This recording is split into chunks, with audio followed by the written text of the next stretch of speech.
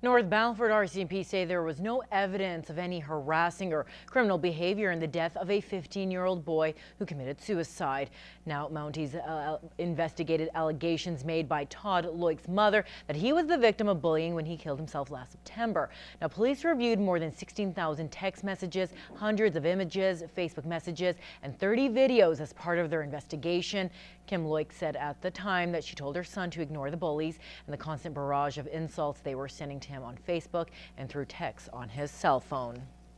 A 14-year-old boy is facing several charges after allegedly stealing a vehicle in North Battleford last night. Police say the vehicle was left running in front of the residence on the 1400 block of 106th Street when it was stolen. RCMP say the suspect fled from police and ran both a stop sign and a red light.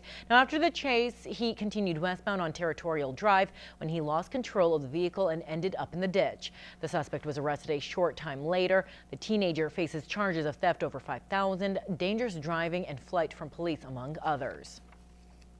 Now, with the holidays over, the city is tallying up how much Cold Lakers have spent over the Christmas season. Fraser Snowden spoke to the Cold Lake Chamber of Commerce to find out a little bit more about their spending habits over the holidays. How much space do you have? President of the Chamber, Trevor Benoit, says although there are no official numbers yet, he believes the chilly conditions kept Cold Lakers here to shop. A lot of people traditionally drive to the bigger cities like Lloydminster, Edmonton. But I think a lot of the colder weather and bad road conditions actually kept them here buying. So everybody seemed really busy, and I think they had a really strong year. Benoit says even though the city has brought in more big box stores, there are still traditional shops for consumers as well.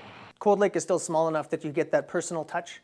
It's still a lot of word of mouth. You get a lot of the unique items there.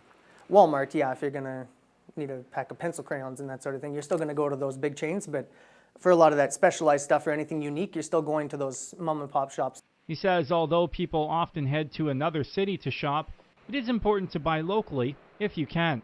I think with any community, you should try and keep your money flowing through that community.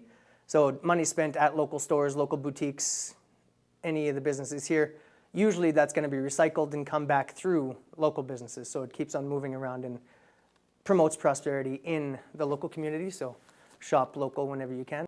Benoit says the Tri-City area development, including the new Sport Check and Dollarama, have also helped stimulate spending over the season. In Cold Lake, Fraser Snowden, Newcap News. Meanwhile, with the holidays over and the new year upon us, it's about the time where many shoppers are dreading when that credit card bill comes into the mail. But as Bart Padjasek reports, as long as you have a solid financial plan going forward, well, it's not as scary as it may seem. It wasn't that long ago since malls across the country were full of last-minute shoppers looking for that perfect gift. And while the holiday stress may be over, it may have taken a bite out of your wallets. But those we talked to in the border city aren't too concerned with bills, as they had a plan going into the holidays.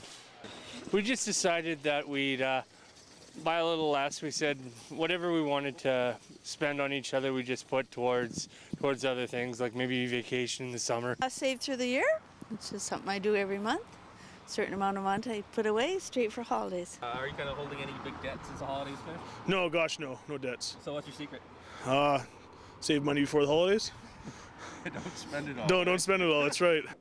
Shane Schneider of the local Alberta Treasury branch is happy to hear many people are financially stable after the holidays, but that's not the case for everyone. This time of year, his branch has many people coming in asking for advice on how to tackle their new debt.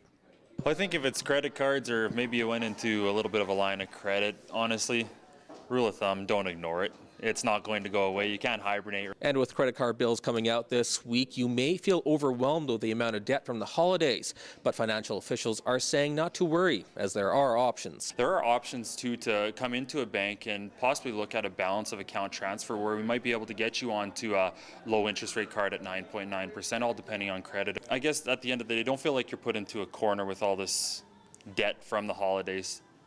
Come and chat. There are some options. Schneider says his best advice is to start your holiday saving early before you get a surprise in the mail.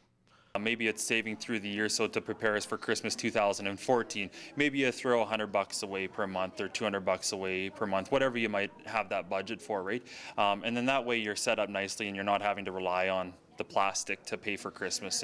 Bart Padjasek, Newcap News.